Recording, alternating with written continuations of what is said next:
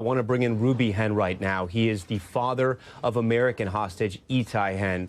Ruby, thank you so much for joining us on a moment I know in your life that you and your family potentially have been waiting for a very long time. The first time we spoke was right after that terrorist attack nearly 2 years ago in Israel. You had hope that your son was still alive. You later learned that terrible news that he did not survive.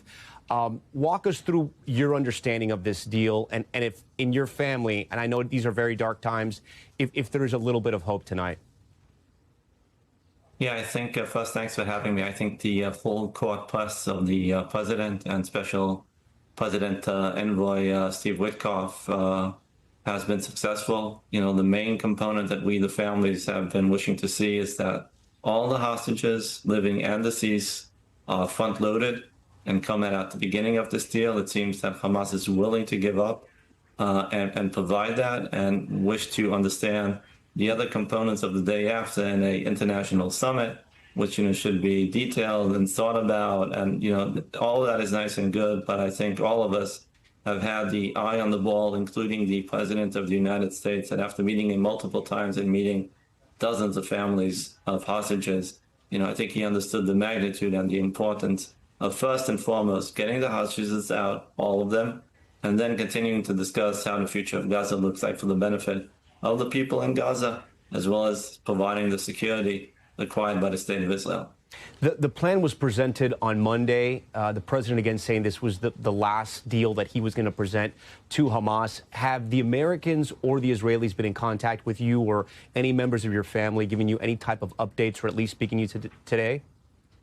No, I think it's been real time, Tom. You know, typically we have a weekly call with folks at the State Department. Mr. Adam Bola and his team have been in constant contact. I hope to believe that once, you know, they also get a more official update, we'll hear from them, and, you know, they will give us some sort of update and plan how the things are going to look the next couple of hours and the next couple of days. This has been a 2-year-long nightmare for you and for your family in Israel as well.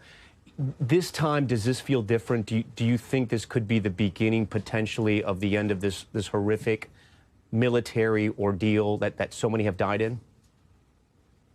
Well, Tom, you know, you become numb. You know, after 2 years, you have so many highs and you get disappointed each time.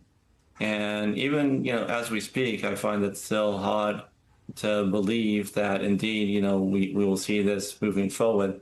I am positive that Mr. Steve Witkoff and his team, we've seen Jared Kushner get more involved as well as the Israeli team. You know, all of them have been pulling together to get this deal on the table. I hope to believe that we are at a place that, you know, me and my family out in Long Island and New Jersey, finally we could have what we've been waiting for over 2 years, and that is getting Itay back to us and beginning to build the pieces of our family back together and start thinking of a tomorrow. You know, it's been like an ongoing day for the last 2 years where we've been fighting constantly to find a way to get Itay back, with multiple meetings at the White House.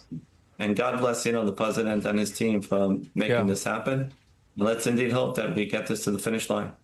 Ruby, you and another American family have 2 loved ones whose remains potentially will be given back to you at some point. I know this is all incredibly difficult. What is your message tonight for your American sort of family, your American friends all across this country about what you guys are going through right now? Yeah, I think it is appropriate to thank, you know, we've met so many different members of the House and the Senate from both sides of the aisle, and we have kept this a bipartisan issue. And we, you know, need to be thankful for all the support that we've been getting from the House, as well as the White House, and also the previous administration, that, you know, we're able to work together with the new administration to continue this effort to bring this tragedy to an end.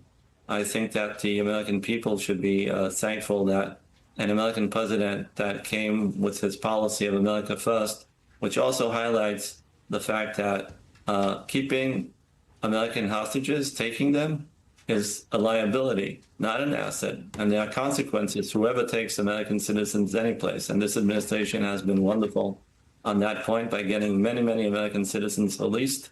And I just hope to believe that the president will be able to get my son out as well, we would be able to send our thanks to him and hopefully be able to see him when we bring out Itay and he's able to get the proper dignity that he deserves for what he did for his country and protecting so many people. Yeah, we hope the same for you and your family. Ruby, thank you so much for taking time to talk to us during this time right now. We know this is a difficult time, but again, I hope there is a sliver of hope for you and your family tonight.